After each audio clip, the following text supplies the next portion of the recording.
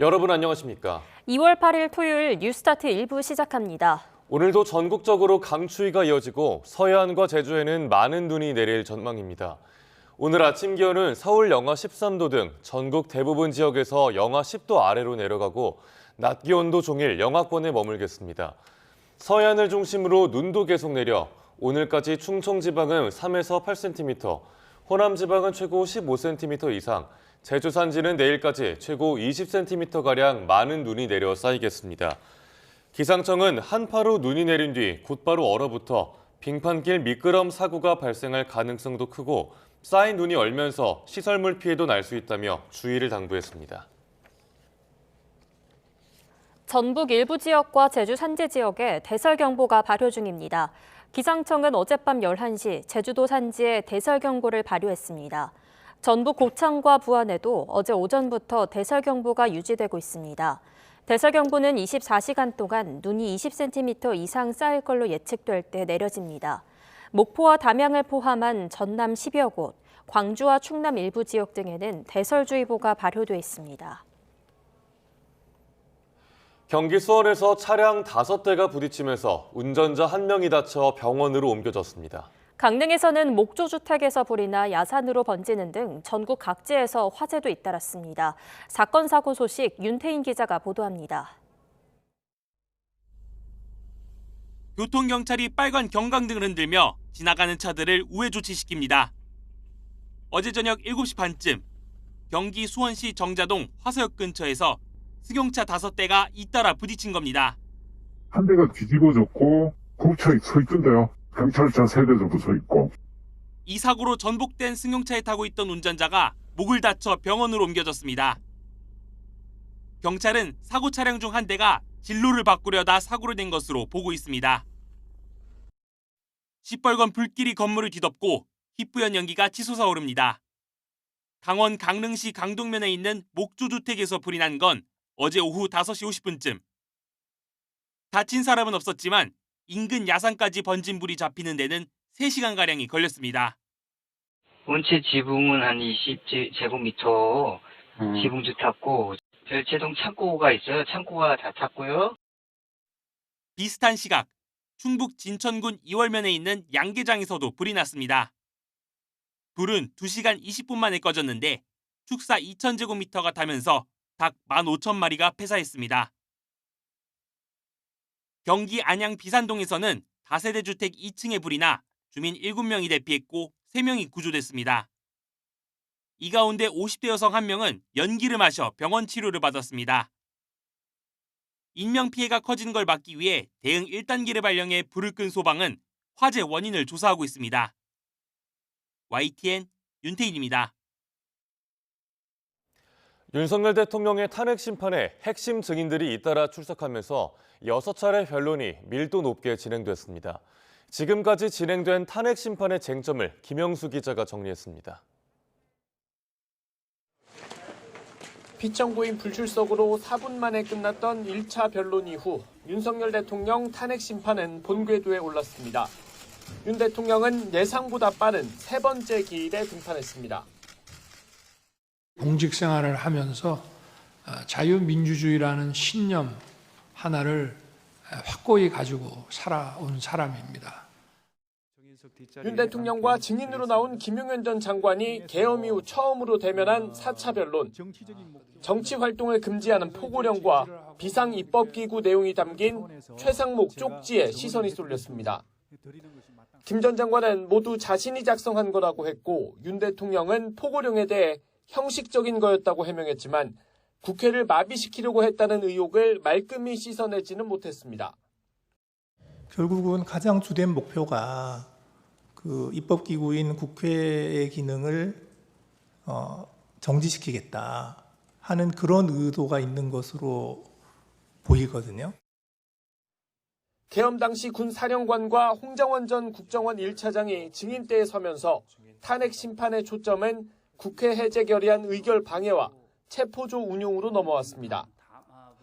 하지만 국회에 병력을 투입하고 체포 명단을 전달한 의혹을 받는 이진우 여인영 전 사령관은 사실상 입을 굳게 닫았습니다. 답변 드리지 않고 예. 이 부분이 저의 재판에서 다툼의 여지가 있는 부분입니다. 예. 홍장원 전 차장과 곽종근 전 사령관, 김현태 특임단장 신문에선 검거 요청인지 지원 요청인지 끌어내라는 지시를 들었는지 또 대상이 의원인지 요원인지 인원인지 토시 하나하나가 쟁점이 됐습니다. 국회의원을 끄집어내라 이랬습니까? 안에 있는 인원을 끄집어내라 이랬습니다. 국회 측은 이미 탄핵 사유에 대한 증명이 충분히 이루어졌다고 평가하지만 윤 대통령 측은 주요 증인들의 증언에 대한 신빙성이 흔들리고 있다고 맞서고 있습니다. YTN 김영수입니다. 5, 6차 변론기일 증인들은 대부분 구속 상태거나 윤석열 대통령과 상반된 주장을 하는 인물들이었습니다. 헌법재판관들은 어떤 점에 주목했을까요? 장하영 기자가 보도합니다. 계엄 사태 이후 국회와 헌재, 검찰 등 가장 많은 곳에 불려다니며 증언을 한 곽종근 전 특전사령관. 일부 표현이 바뀌자 재판관들은 진술의 일관성과 진정성이 있는지 주목했습니다. 법정이라든지 이런 데 나와서 이렇게 또 수사기관에서 진술을 하거나 이런 적이 있어요, 경험이? 생전에 처음입니다. 예. 법률가들은 그 말이 움직이는 것에 따라서 신빙성을 다시 판단하기 때문입니다. 말이 달라지니까. 그 증인 지금 구속돼 있죠. 네, 그렇습니다. 그런데 오늘 그 진술 거부권 행사를 한 번도 안 하시고 다 얘기를 하셨어요? 피해자 신분은 아니지만 대통령에게 싹 잡아들여라는 지시를 받았다고 말한 핵심 증인 홍장원 전 국정원 1차장을 상대로는 집요하게 캐물었습니다. 이런 명단에 대한 위치 추적을 좀 도와주시오. 이렇게만 하면 되지 굳이 축차 검거 후에 방첩사 구금시설에 감금해서 조사할 거라는 얘기라든지 이런 얘기를 굳이 왜 할까요? 여인영 사령관하고 제가 아주 객관적이고 공식적인 관계가 아니고 어느 정도의 선배니까 믿음을 가지고 본인 재판에 영향을 미칠까 몸을 사리는 증인들에게선 송곳 질문으로 답변을 끌어냅니다. 여론조사꽃에도 병력을 출동시킨 게 맞죠? 왜 보냈습니까? 왜 보냈냐고요? 네. 저는 이제 지시에 따랐습니다. 거기에는 끌어내라와 국회의원 단어는 없었습니다. 국회의원을 끌어내라라고 하는 사령관이 지시하는 내용도 다른 여단의 부대원들이 들었다. 그런 얘기를 증인이 들었다라고 검찰에서 얘기를 하셨더라고요. 제가 그걸 진술했으면 그 당시 기억이 맞습니다. 문영배 헌법재판소장 권한대행은 이 질문을 반복했습니다. 그러면 변호인 입회하에 조사를 받으셨습니까? 변호인을 선임하셨나요? 오늘 나오신 변호사님도 포함되나요? 그렇습니다. 탄핵 심판정에서는 직접 증언을 거부했지만 증거로 채택된 증인들의 검찰 조서 신빙성을 다시 한번 확인한 겁니다. YTN 장하영입니다. 오는 11일 예정된 변론기일에는 윤석열 대통령이 계엄 선포 이유 중에 하나로 거론한 부정선거 의혹이 주요 쟁점이 될 전망입니다. 과거 선관위 시스템 점검에 관여한 국정원 측과 선관위 관계자 모두 증인석에 오르는데 양측의 치열한 공방이 예상됩니다. 차정윤 기자입니다. 윤석열 대통령은 대국민 담화에 이어 탄핵 심판에서도 부정선거론을 꺼내들며 비상계엄의 정당성을 강조했습니다. 국정원의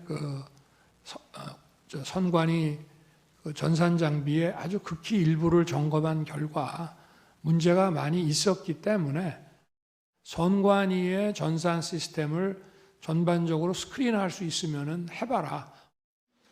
오는 11일 예정된 7차 변론기일에서 헌재 재판부는 이 부분을 집중적으로 살필 전망입니다.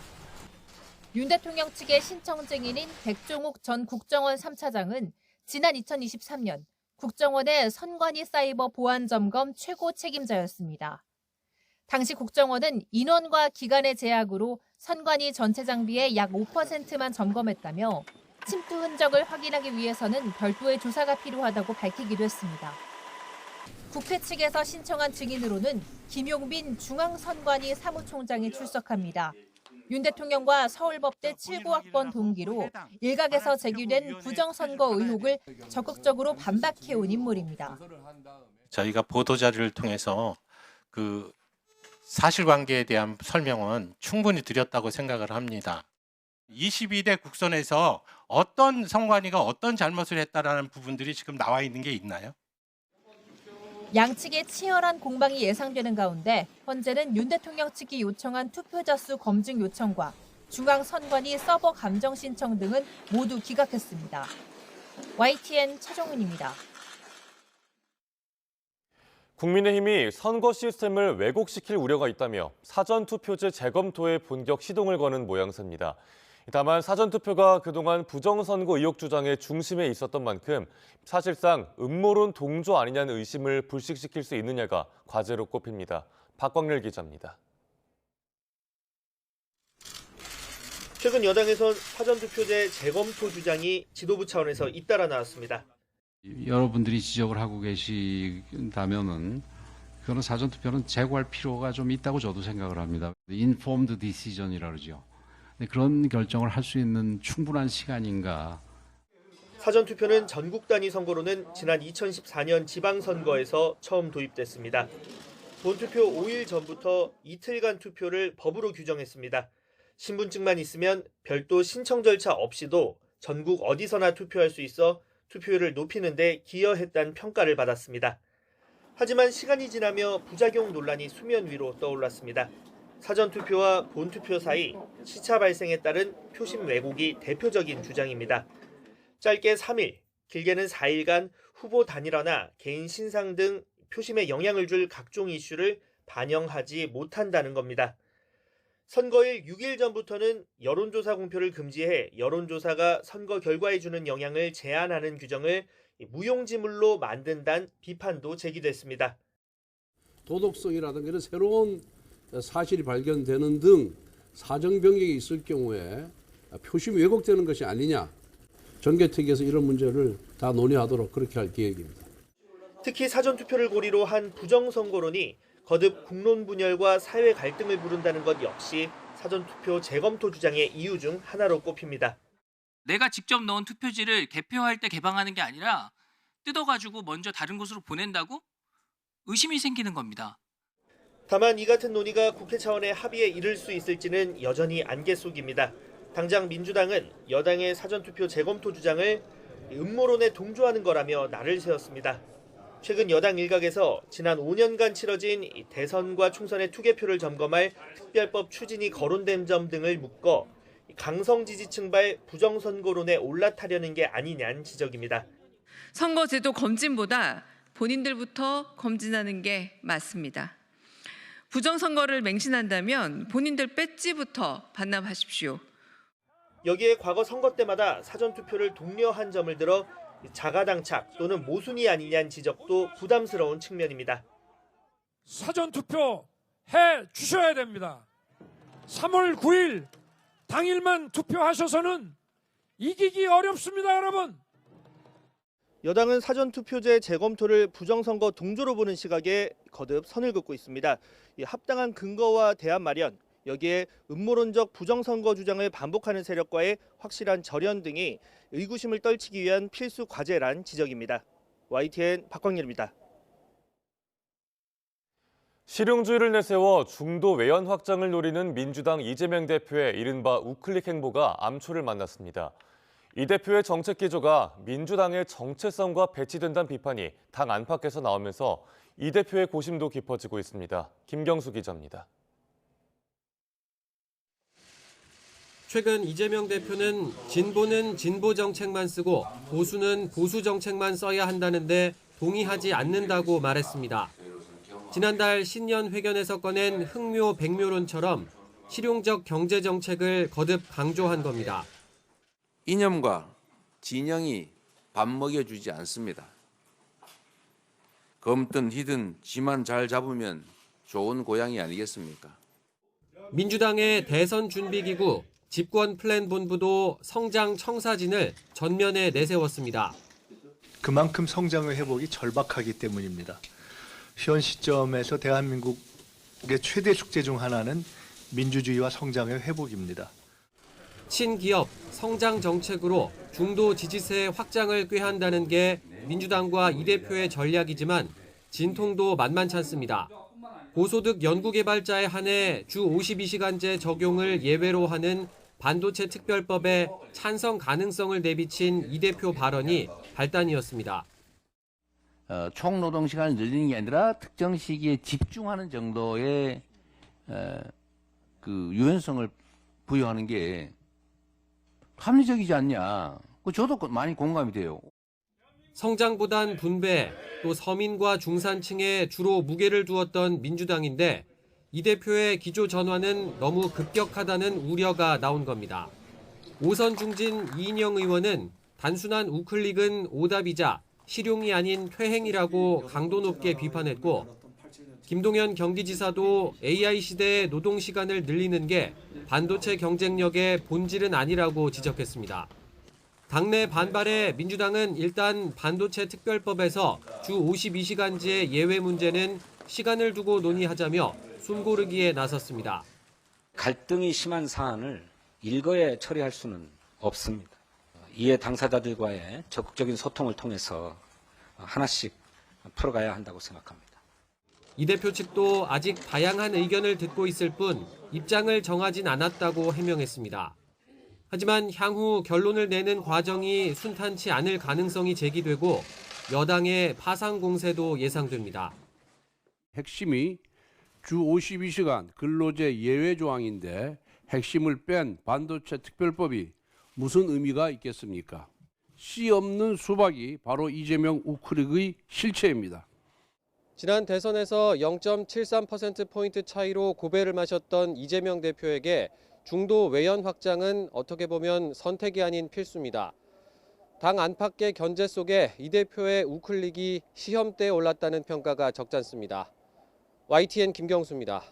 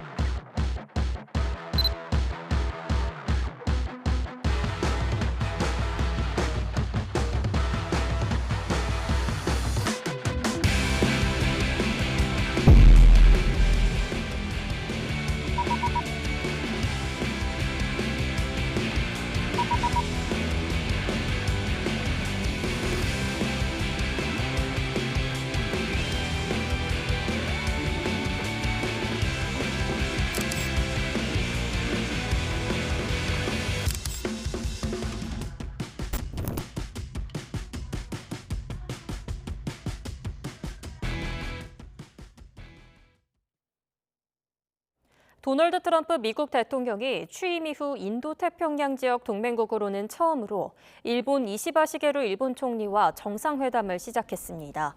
현지 시간 7일 트럼프 대통령은 이시바 총리를 백악관에서 맞았으며 취재진에게 우리는 일본을 사랑한다고 말하기도 했습니다. 두 정상은 백악관 트럼프 대통령 집무실인 오벌 오피스에서 단독 정상회담을 시작해 양국 간 경제 협력과 중국, 북한과 관련한 인도태평양 지역에서의 안보 협력 문제를 논의할 걸로 알려졌습니다. 러시아에 파병된 북한군이 전력에 큰 손실을 입고 퇴각한 걸로 전해졌는데요. 조만간 추가 파병이 이뤄질 거란 전망이 나오는가 하면 북미 대화 줄다리기 속에 추가 파병은 쉽지 않을 거란 분석도 제기됩니다. 홍선기 기자입니다. 우크라이나와 미국 정보당국은 러시아에 파병한 북한군이 최근 전장에서 사라졌다고 밝혔습니다. 국정원도 1월 중순부터 북한군이 전투에 참여한 동향이 없다며 이 같은 사실을 확인했습니다. 북한군의 퇴각은 생각보다 큰 전력 손실 때문으로 추정됩니다. 파병 사실도 제대로 듣지 못하고 끌려온 어린 군인들이 우려했던 대로 총알바지로 전락한 겁니다. On the real high end, maybe 50% casualties among the North Korean forces, with as many as 1,000 killed. I mean, those are pretty staggering numbers of casualties for a force of 11 to 12,000. 그러나 북한군의 이번 퇴각은 일시적일 것이라고 보는 시각이 많습니다.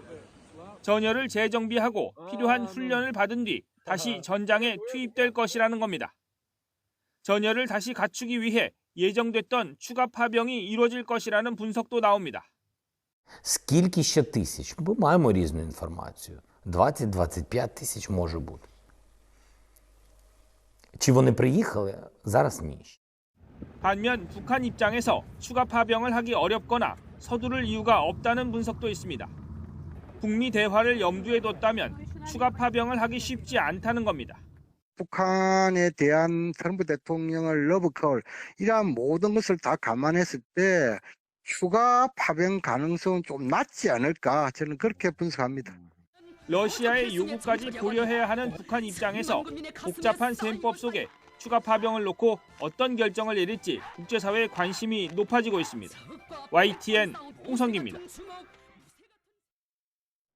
라파엘 그로시 국제 원자력 기구 IAEA 사무총장이 러시아를 방문해 우크라이나 자포리자 원자력 발전소에 대한 공격 횟수가 증가하고 있다며 우려를 표했습니다.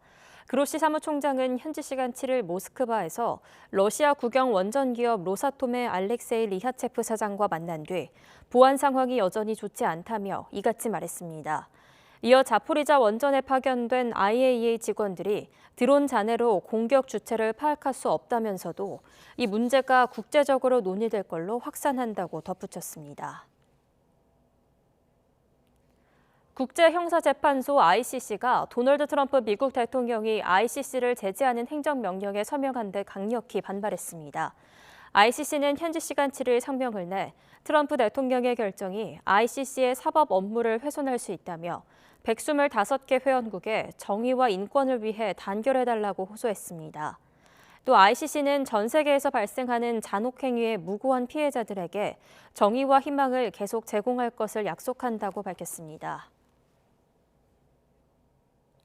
최근 중국 AI 딥시크가 등장해 AI 지형에 파란을 일으킨 가운데 마이크로소프트, 구글, 아마존, 메타 등 미국 4개 빅테크가 올해 인공지능 AI에 수백조 원을 투자할 거란 예측이 나왔습니다.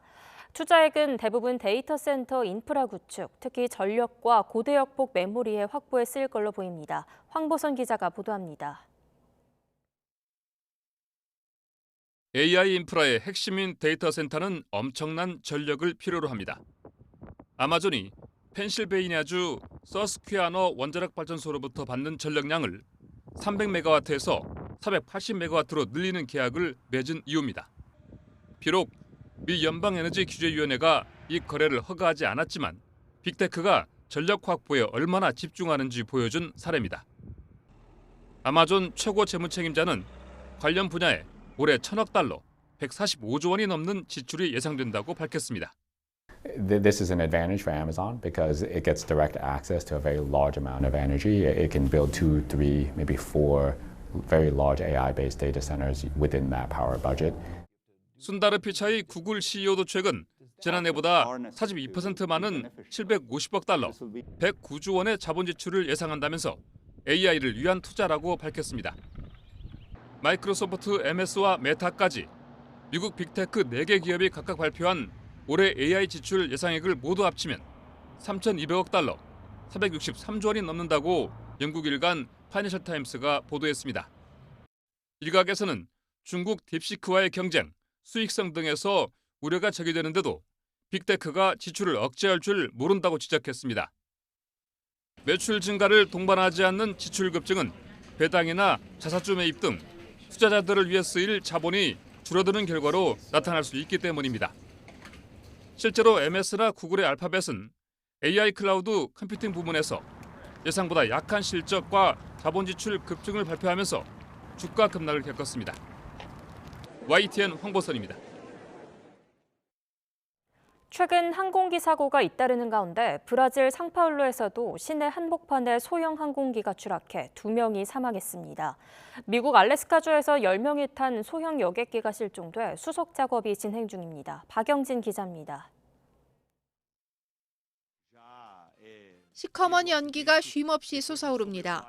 이른 아침 브라질 상파울루의 도심 한복판에 소형 항공기가 추락했습니다. 떨어진 비행기는 버스와 충돌했습니다. 불에 탄 항공기는 형체조차 알아볼 수 없는 잿더미로 변해버렸습니다. 이 사고로 비행기에 타고 있던 2명이 사망했고 충돌한 버스에 타고 있던 여성과 현장을 지나던 오토바이 운전자 등이 다쳤습니다. Pessoas assustadas, desesperadas aí, pessoas feridas no local. Era uma situação atípica do que até eu estou acostumado a passar por ela.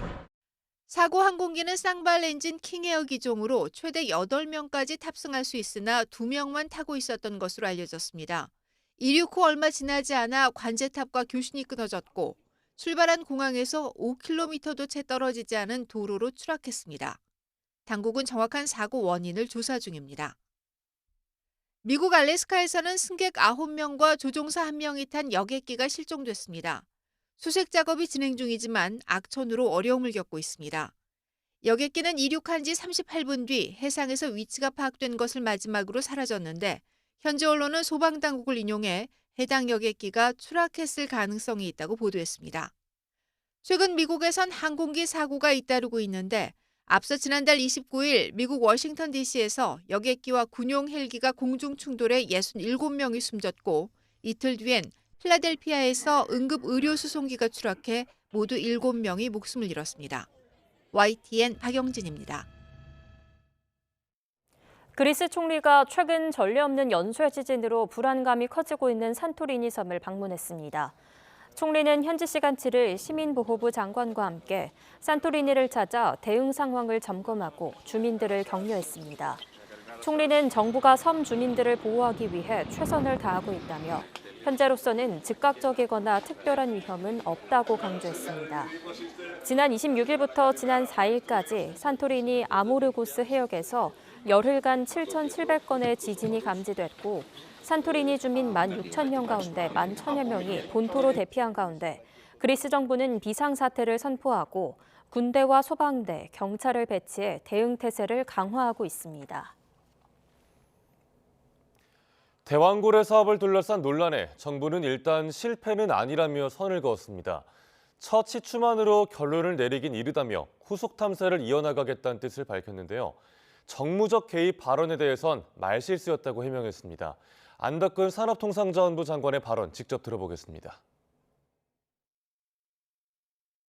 가이아나 같은 경우에는 14공을 시추를 해서 성공을 하게 되고 노르웨이 같은 경우는 33번 만에 성공을 하게 돼서 1차 시추공에서 경제성 있게 뭐가 가스가 안 나왔다 그래가지고 나머지 사업이 실패하는 건 전혀 아니고요. 지금이 이제 시작이라고 말씀을 드릴 수 있고 R&D 사업이 예를 들어서 1,000억을 투자를 해가지고 결과가 안 나면 저희가 사기극이라고 얘기를 하지는 않거든요.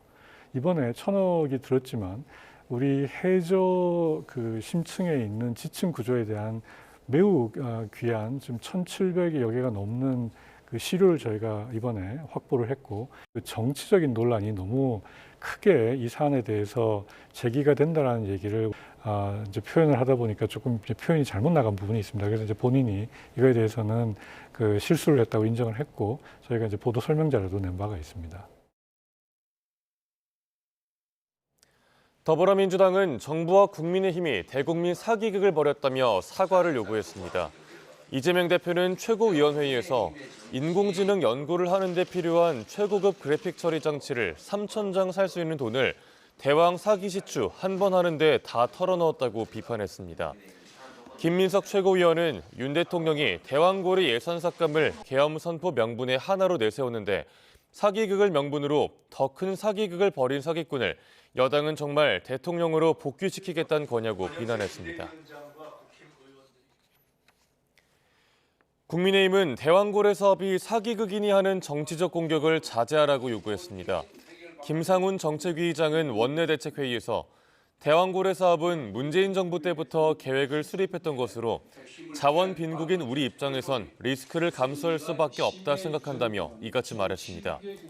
이어 동해 심해 유전군은 모두 7개가 있는데 대왕고래는 그중 하나라며 정부도 용기를 잃지 말고 나머지 유전구 6개소에 시추 탐사 개발 계획을 실시해 국민에게 희망을 선사하라고 당부했습니다.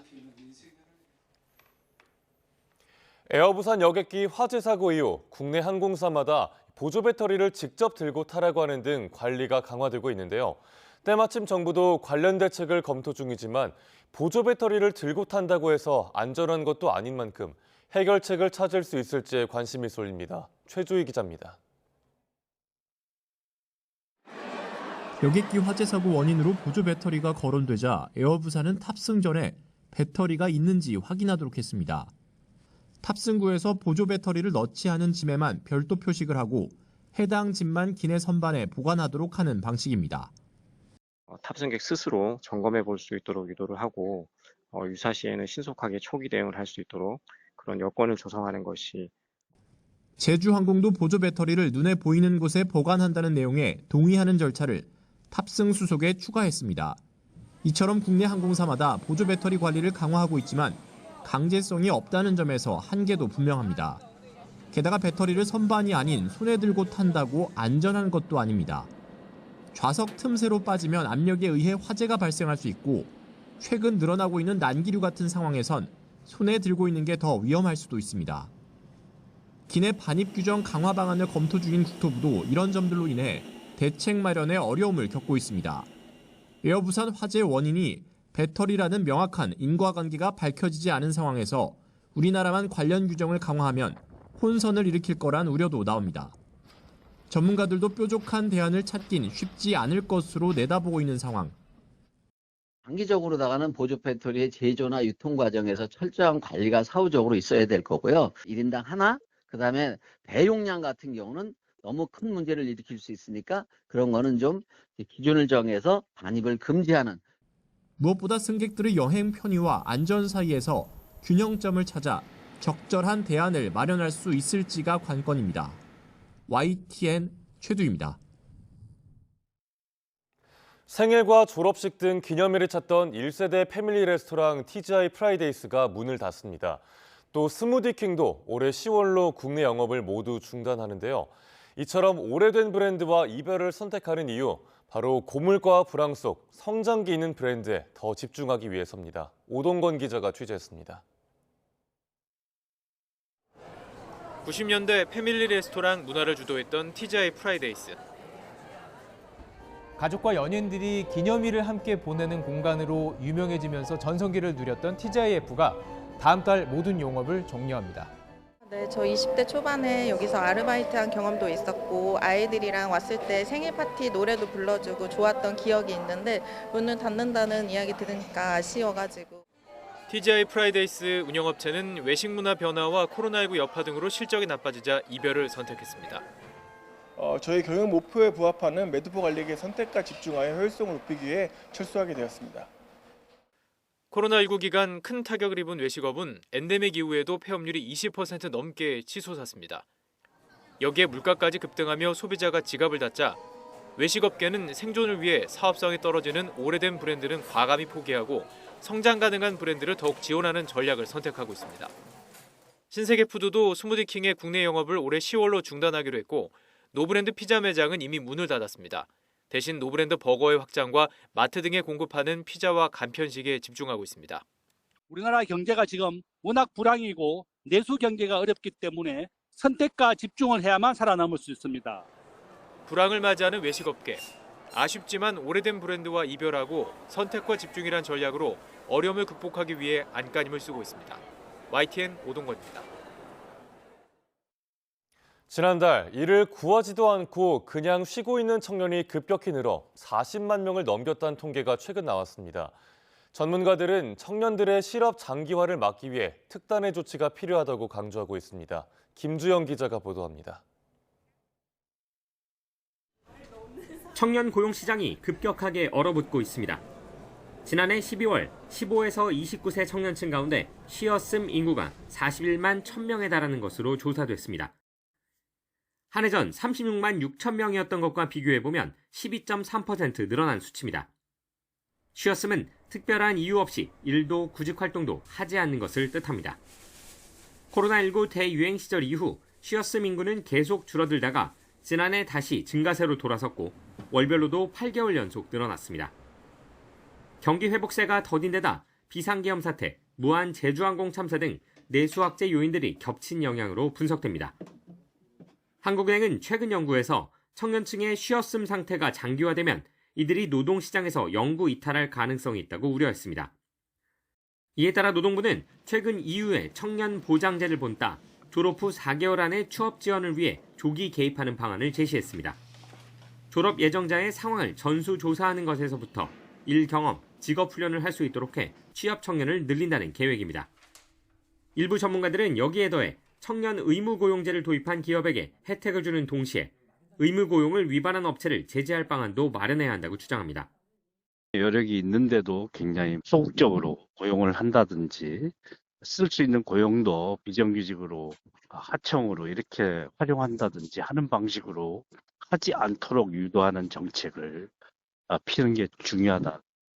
이런 가운데 청년층 전체 인구는 같은 기간 830여만 명에서 805만여 명으로 3% 감소했습니다.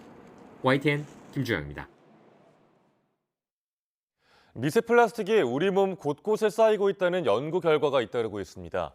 건강과 환경에 미치는 악영향에 대한 우려가 커지고 있지만 플라스틱 문제에 대한 대응은 제자리 걸음을 걷고 있습니다. 보도에 윤현숙 기자입니다. 인간의 뇌에 플라스틱 숟가락 한 개씩이 들어있다. 미국 뉴멕시코대 연구팀이 최근 네이처 메디신에 발표한 논문의 내용입니다.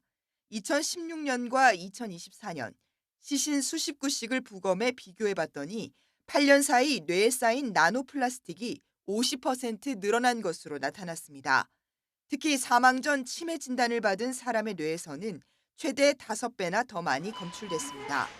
비닐봉지와 물병처럼 일상의 플라스틱 제품에서 떨어져 나오는 미세 플라스틱. 물과 공기, 음식을 통해 인체에 흡수되고 더 작은 나노 플라스틱 형태로 장기에 쌓입니다. 태반과 혈액, 심장과 생식기 등 인체 곳곳에서 미세 플라스틱이 검출된다는 연구가 잇따르고 있습니다. They act like little Trojan horses. They can carry these toxic chemicals into the tissues, into the organs of the human body. 아직은 미세 플라스틱이 특정 질병을 일으킨다는 명확한 증거는 없지만 인체의 유해성을 경고하는 목소리가 커지고 있습니다. We can say for sure that studies have linked microplastic exposures to adverse health effects that can be observed in humans. 전문가들은 플라스틱 노출을 최대한 줄이는 노력이 필요하다고 말합니다. The main route of exposure is through our food. I know it's difficult, but try to avoid buying food that's wrapped in plastic. Go for cardboard, go for glass, go for other safer materials. 연간 전 세계 플라스틱 생산량은 4억 6천만 톤이고 폐기물도 3억 톤이 넘습니다. 기대를 모았던 지난해 UN 플라스틱 협약에서도 생산 감축과 폐기물 관리 합의에는 실패했습니다. 특단의 대책이 없는 한 2060년까지 플라스틱 사용은 전 세계적으로 3배 이상 늘어날 전망입니다. YTN 윤현숙입니다.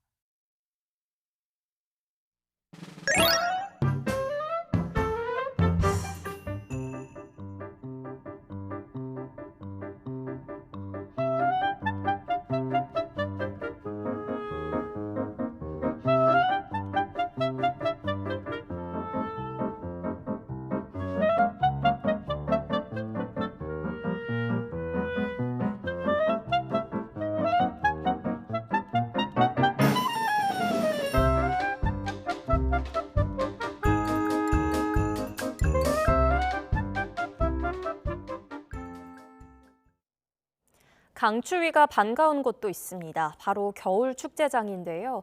강원도를 대표하는 겨울 축제 태백산 눈축제가 개막했습니다. 송세혁 기자입니다. 눈의 고장답게 태백산 단골 광장은 순백의 겨울 왕국으로 변했습니다.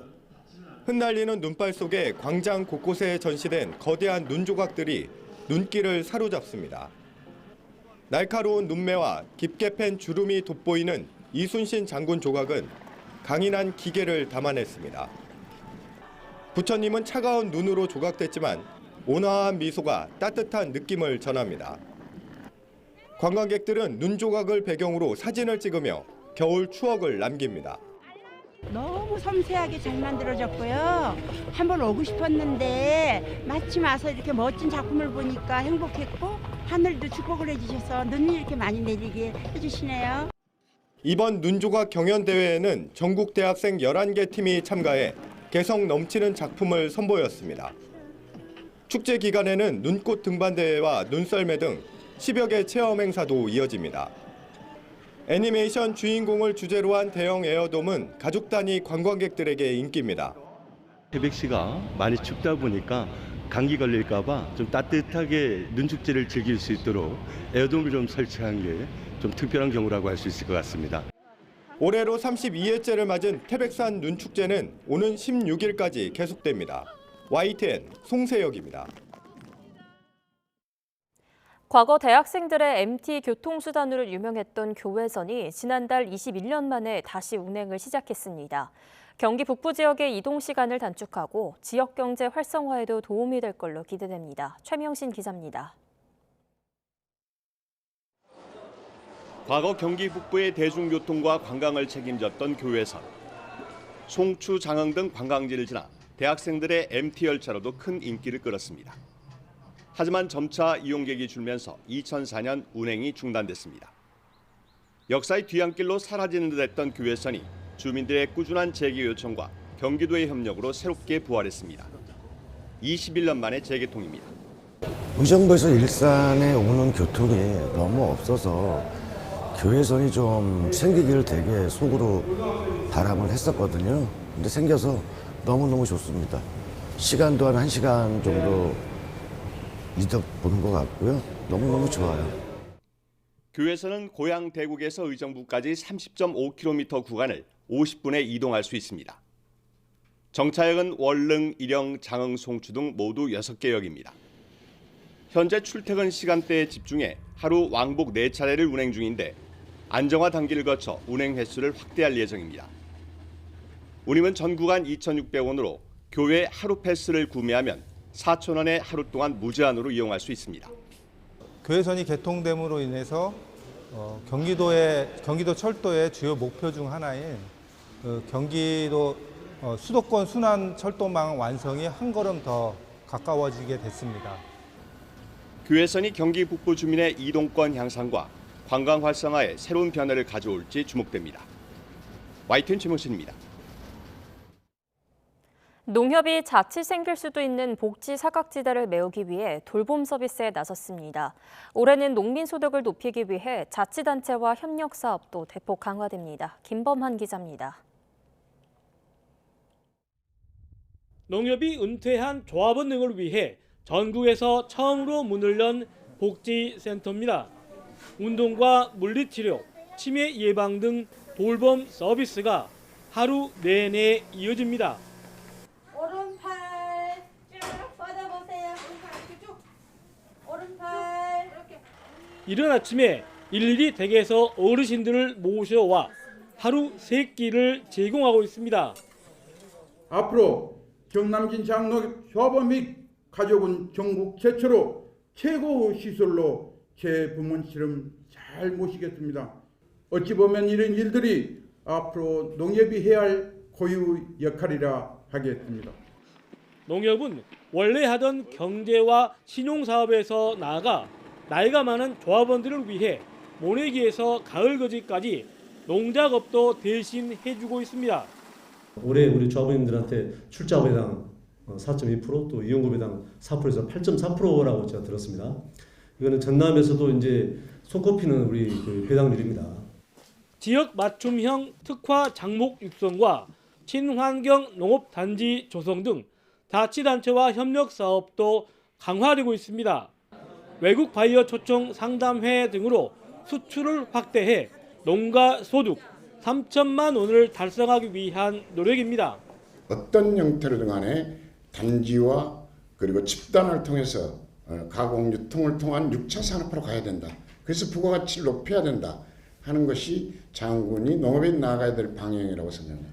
지자체와 함께 협력을 해서 우리 국민들의 소득 증대 그리고 생활 향상, 복지 증진 모든 것을 함께하는 그런 농협으로 성장했고 앞으로도 그렇게 나갈 거라고 저는 생각하고 있는데요. 올해 농협의 자치단체 협력 사업 예산은 전국적으로 800억 원. 농협은 경제사업 활성화와 영농 지원에 모두 16조 원을 투자할 예정입니다.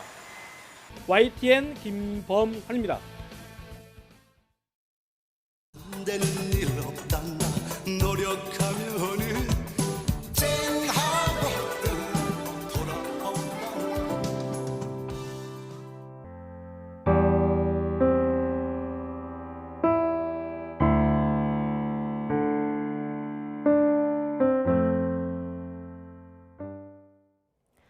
트로트 가수들의 대부, 송대관 별세 소식에 빈소에는 동료들의 발길이 끊이지 않고 있습니다.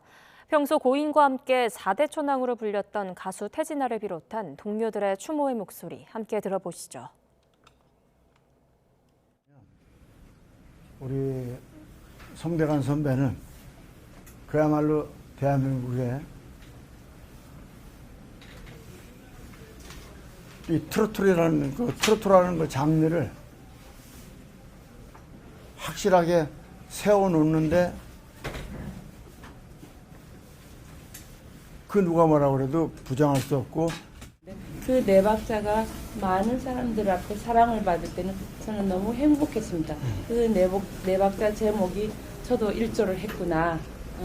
그래서 여러분들 송대관 선배님 쨍하고 했던 날, 전 초등학교 때 그 노래를 들으면서 가수의 꿈을 키워왔던 노래입니다. 우리 국민과 함께 늘 희노애락을 같이 하는 그런 노래를 발표해서 그를 열심히 부르셨고, 우리 송대관 선배님 부디 좋은 곳으로 가셔서 편히 쉬시길 바라겠습니다. 고인의 명복을 빌겠습니다. 방송국 프리랜서 기상캐스터 고 오유한나 씨가 숨지기 전 동료들에게 괴롭힘을 당했다는 의혹이 제기됐죠. 경찰이 내사에 착수했고 고용노동부도 이례적으로 장관까지 나서 철저한 진상 파악을 요구했습니다. 이문석 기자입니다. 지난해 9월 세상을 등진 MBC 기상캐스터 오유한나 씨. 고인이 생전에 동료들에게 괴롭힘을 당했다는 의혹에 대해 최근 경찰이 내사에 착수했습니다. 이 사건으로 선후배 사이 직장 내 괴롭힘 문제가 또 한 번 조명됐습니다. 회사 법정 의무 교육 등을 통해 지속해서 인식 변화를 유도하고 있지만 우리 사회에서 직장 내 괴롭힘 신고는 좀처럼 줄지 않고 있습니다. 국민의힘 김희상 의원이 고용노동부에서 받은 자료를 보면 지난 2021년 7,700여 건이던 신고가 매년 늘어나 지난해 12,000여 건에 달했습니다. 물론 신고가 모두 사실로 인정되는 건 아닙니다. 무엇보다 직장 내 괴롭힘이 성립하려면 피해자가 근로기준법상 근로자로 인정받아야 합니다. 앞서 걸그룹 뉴진스 멤버의 직장 내 괴롭힘 신고는 근로자성 인정이 안 돼 받아들여지지 않았습니다. 고용노동부는 프리랜서였던 오 씨를 법상 근로자로 볼 수 있는지 검토에 들어가며 MBC의 진상 파악을 위한 책임 있는 자세를 당부했습니다. 장래가 유망한 청년들이 부조리한 근무 환경으로 인해 다시는 목숨을 잃는 일이 없도록 무거운 책임감을 가지고 해법을 찾아야 할 것입니다. 노동계는 오 씨의 근로자성을 판단할 때 방송업계 특수성을 고려해야 하며 프리랜서 등이 직장 내 괴롭힘 방지 사각지대에 놓이지 않게 법 보완이 필요하다고 입을 모았습니다.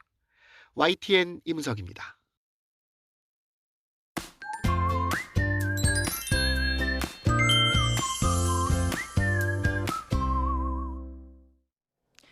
한파가 절정입니다. 대부분 지방에 한파특보가 내려진 가운데 현재 서울의 체감 온도는 영하 17.1도, 대관령은 무려 영하 30도 안팎까지 떨어져 있는데요.